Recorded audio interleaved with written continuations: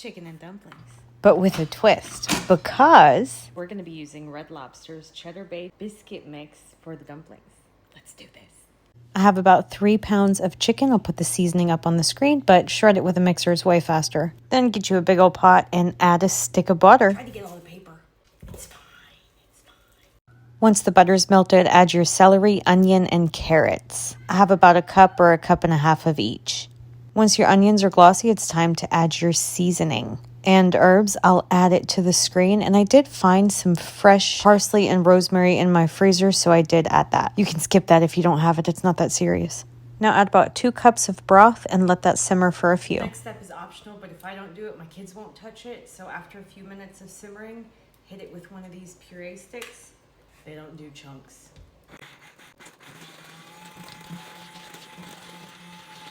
Ta-da! Then add the rest of your broth. I ended up adding 4 more cups because I had so much chicken. And you don't have to make this much if you don't want to, but I like to freeze half so we can have it again and I can save some time. All right, now let that simmer, of course, with the lid. See you in a bit.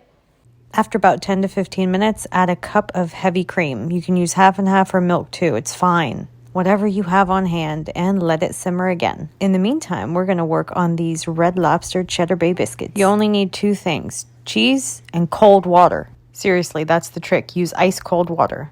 Add the biscuit mix, seasoning mix, along with your sharp cheddar and your ice cold water, and mix it all together.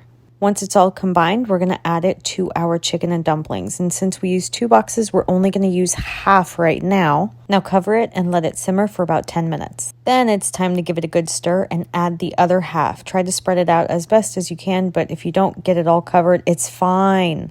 Then we're going to bake it at 425 for about 15 to 20 minutes. It smells so good. After you take it out of the oven, brush a little bit of melted butter on top. And look, I even added a dash of parsley for you. Drum roll, please. Of course it's delish.